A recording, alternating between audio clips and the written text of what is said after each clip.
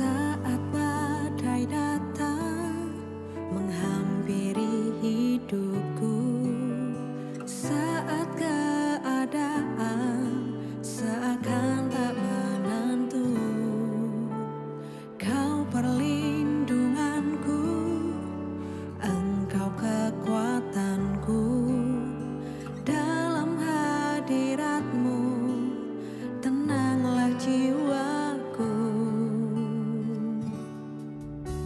Saat badai datang menghampiri hidupku, saat keadaan seakan tak menentu, Kau perlindunganku, Engkau kekuatanku.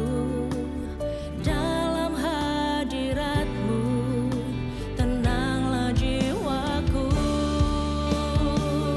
Hatiku percaya kuasa-Mu, kekuatan-Mu menopangku melewati badai.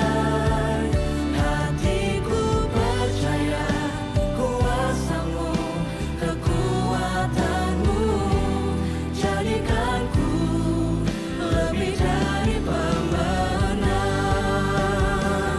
Hatiku percaya kuasa-Mu, kekuatan-Mu menopangku melewati badai.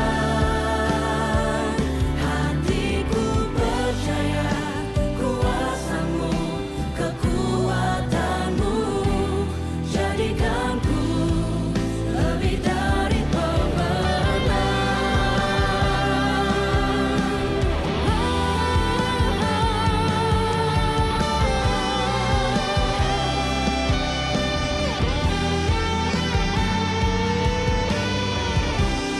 Saat badai datang silih berganti dalam hidupku, hatiku kan tetap tenang. Yesus kekuatan hidupku.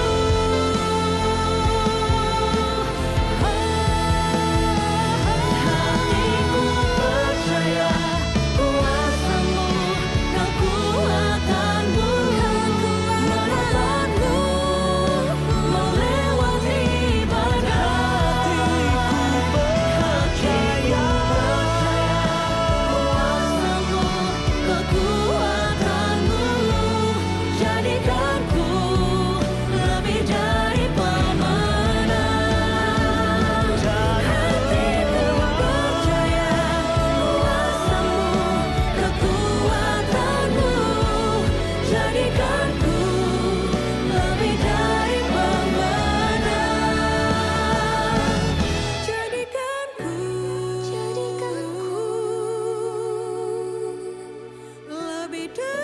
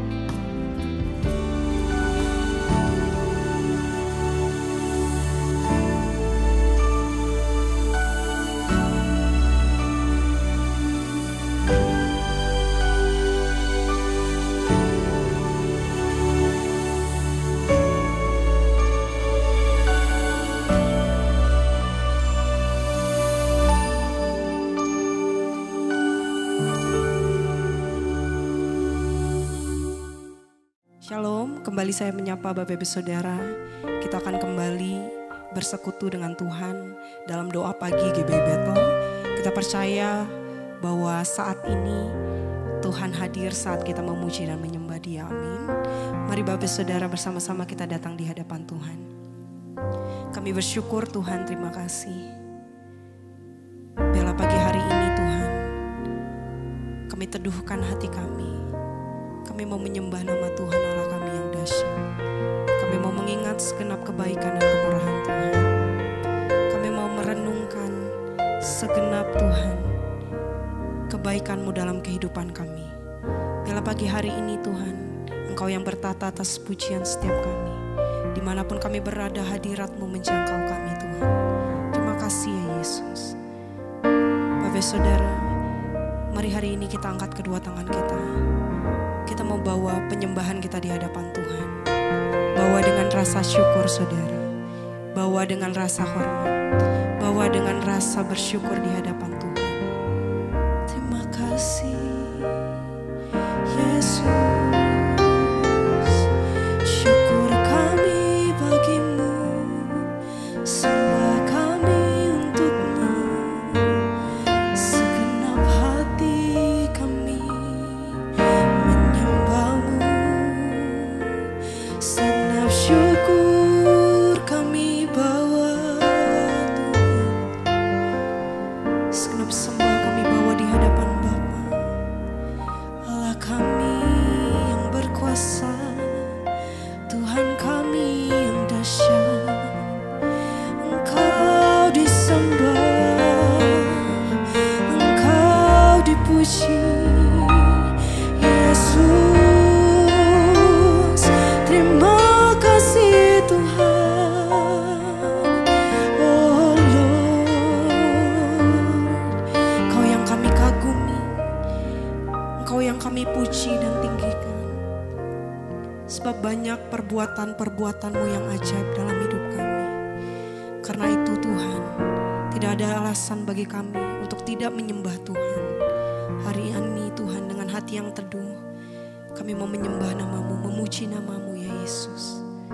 Mari sama-sama siapkan hati kita saudara, kita menyembah nama Tuhan. Belum pernah ada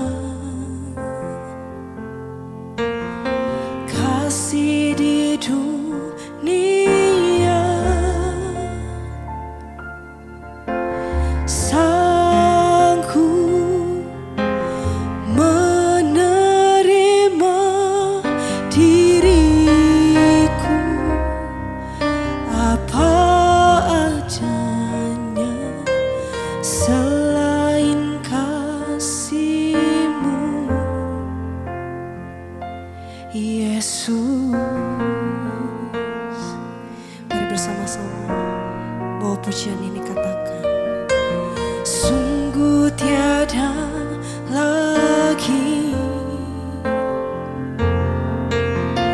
kasih seperti ini, sanggup mengubahkan hidupku menjadi baru selain kasih-Mu, Yesus. Mari nyatakan, Kau ku kagumi dalam hati, kasih-Mu tiada duanya. Sampai kini ku akui kasih-Mu tiada duanya. Yesus, hanya kasih-Mu yang tak berkesudahan dan tiada duanya dalam kehidupan kami. Kami mau bawa pujian ini Tuhan. Belum pernah ada kasih di dunia, kasih di dunia, sanggup menerima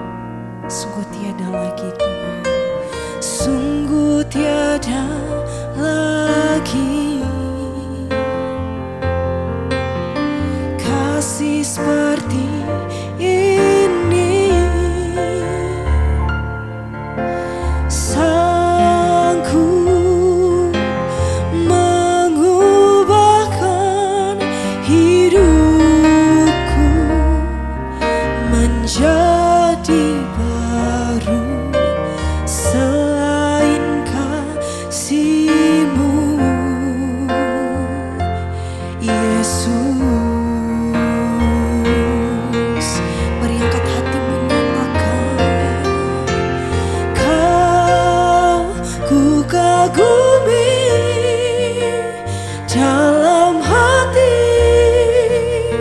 kasih-Mu tiada duanya.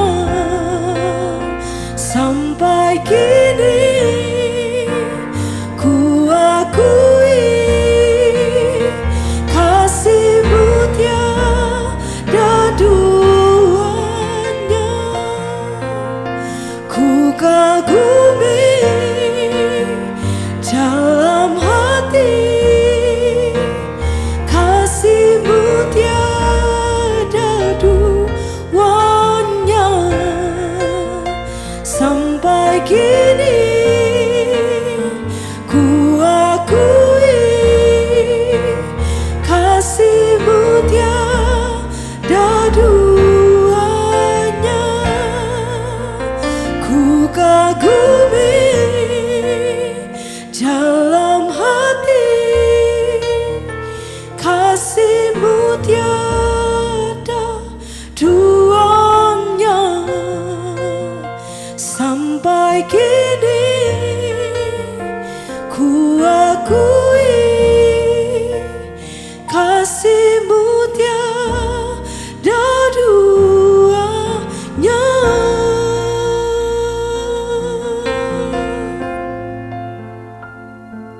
Kami sadari sampai saat ini tiada kasih yang melebihi kasih Tuhan.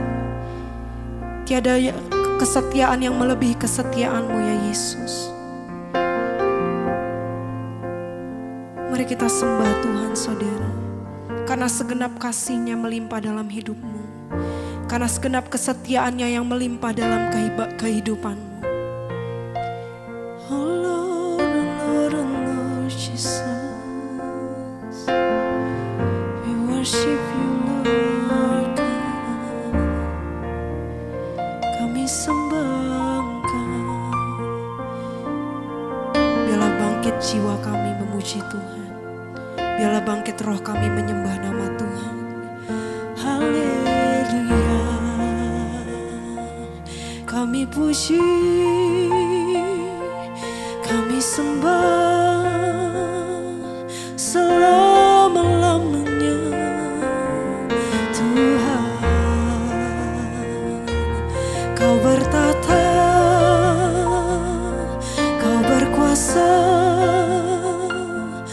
Kau termulia Tuhan Yesus. Oh, kami puji Engkau, kami muliakan nama-Mu. Haleluya, sembah Dia. Mari angkat hatimu di hadapan Tuhan. Bawa pujian-Mu, bawa sembah-Mu, muliakan Tuhan. Hai jiwaku, muliakan Dia. Hai segenap batinku, hai segenap jiwaku.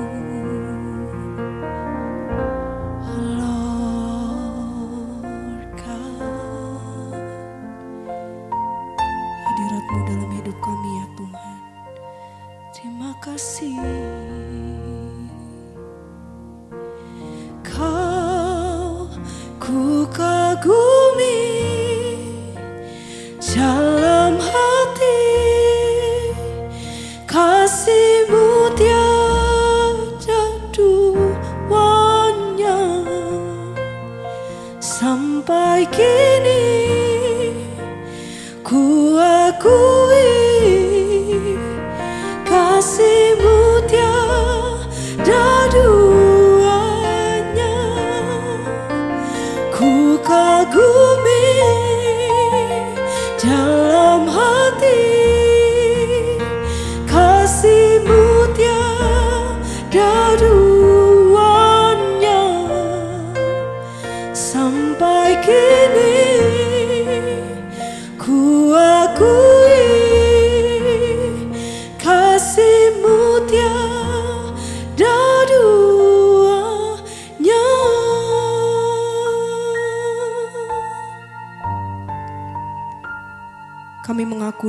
mulut kami mengaku dengan hati kami bahwa kasih Tuhan tidak pernah ada duanya. Kau satu-satunya Allah yang mengasihi kami. Kau satu-satunya Allah yang mencintai kami dengan segenap hati.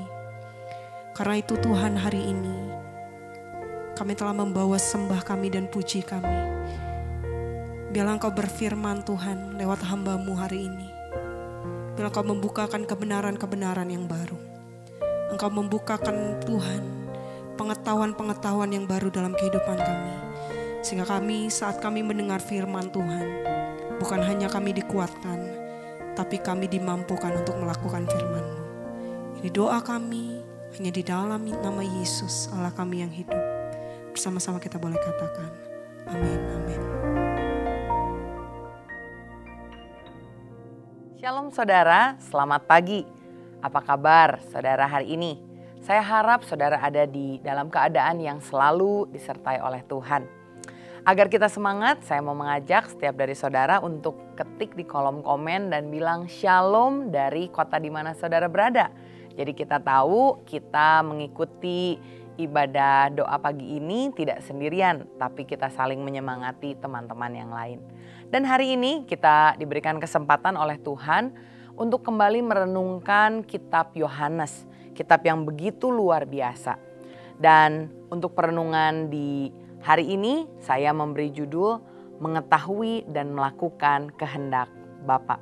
Kita mau sama-sama buka ayat dalam firman Tuhan di Yohanes pasalnya yang ke-6, ayatnya yang ke-38 sampai yang ke-40.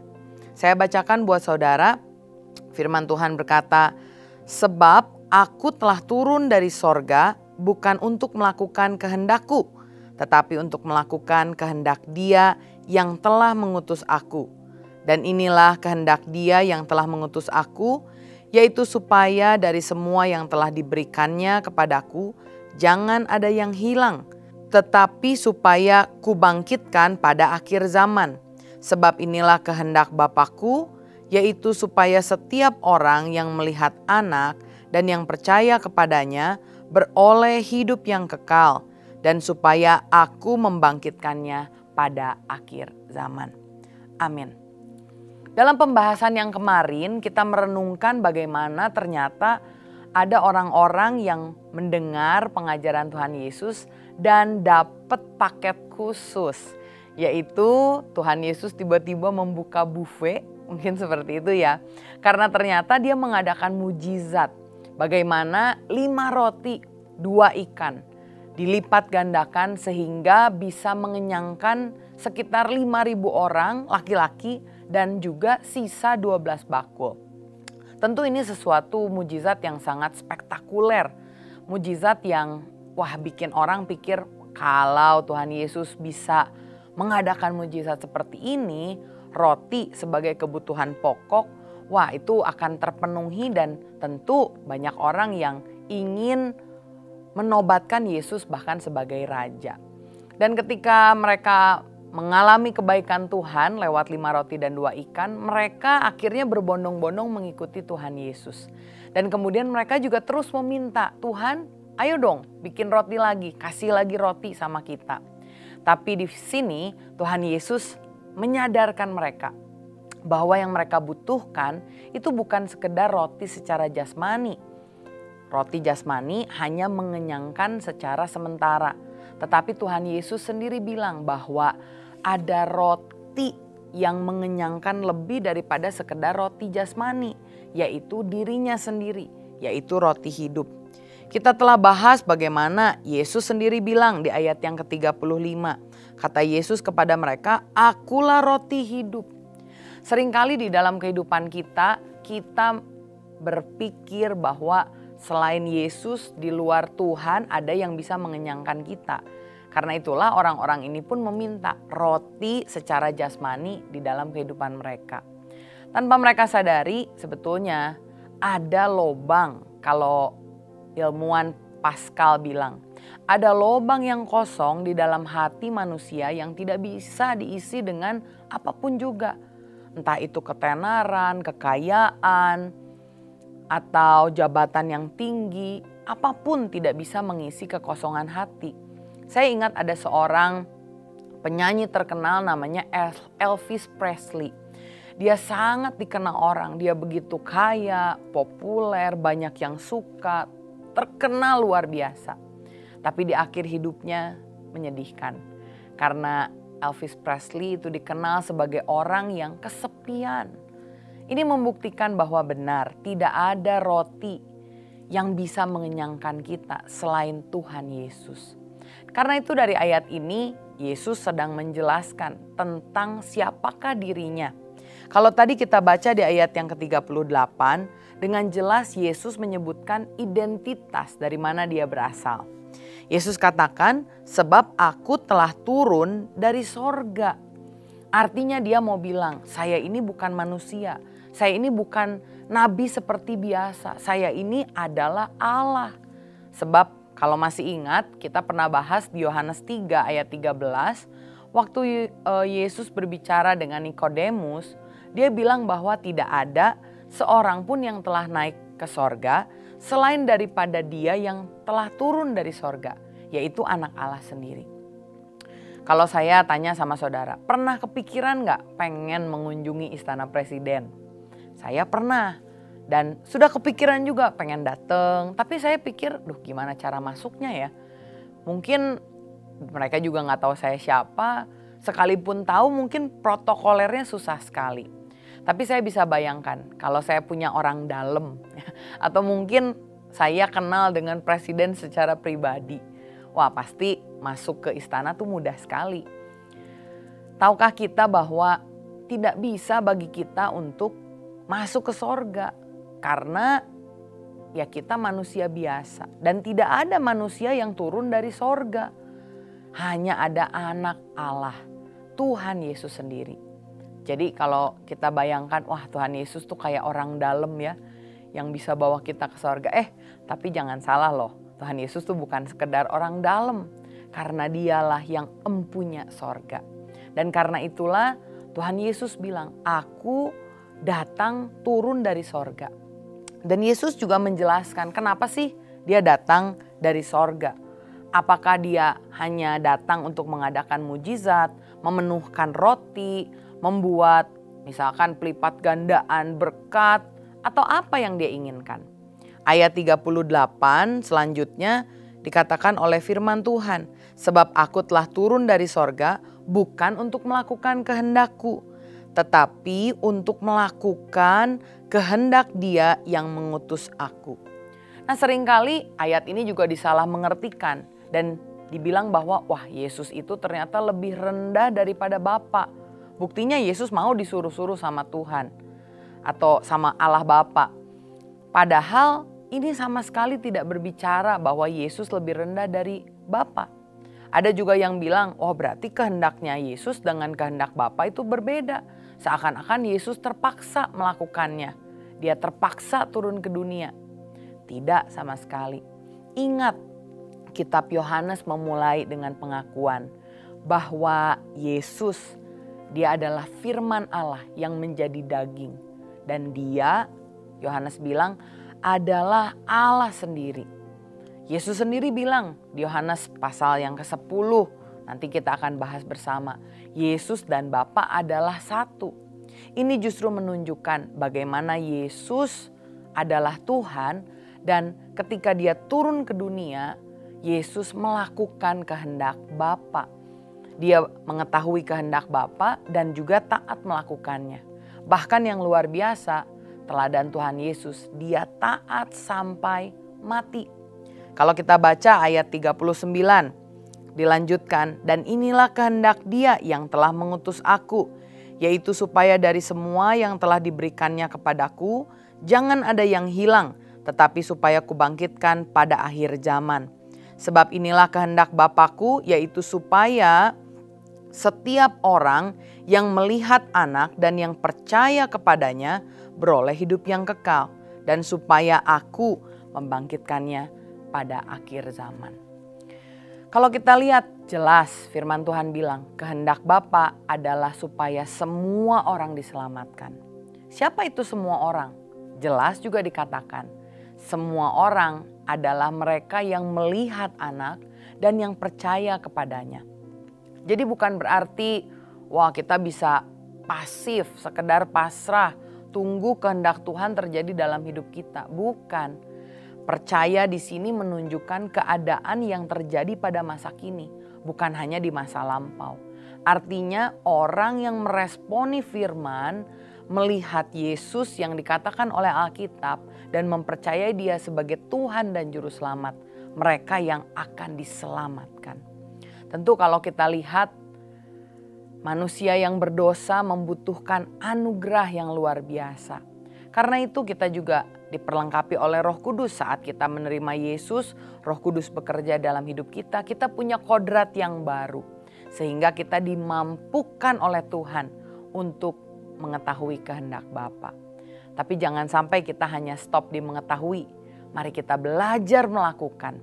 Karena sebagaimana kehendak Bapa adalah supaya kita diselamatkan, kita tahu kehendak Bapa dan kita meresponi dengan iman. Artinya kita percaya kepada Tuhan Yesus sebagai Tuhan dan Juru Selamat.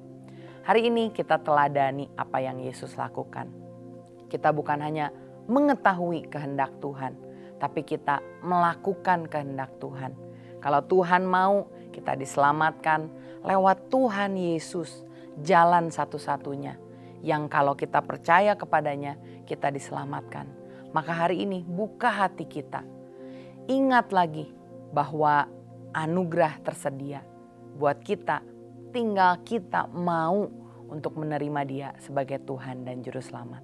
Saya berdoa kiranya kita terus disertai Roh Kudus, kita bisa meneladani Tuhan Yesus sehingga kita bukan sekedar tahu, tapi kita melakukan kehendak Bapa. Selamat pagi, Tuhan Yesus memberkati. Saya mau berdoa buat saudara. Tuhan Yesus, terima kasih. Kau adalah Allah yang luar biasa. Kau menunjukkan teladan yang hebat dan kami juga melihat bahwa Engkau bukan hanya sekedar manusia biasa, tapi Engkau adalah Anak Allah yang turun dari sorga, yang membuka pintu keselamatan bagi kami. Kiranya kami Tuhan bisa dalam keseharian kami percaya, taat, menerima Engkau dan menghidupi Engkau sebagai Tuhan di dalam kehidupan kami.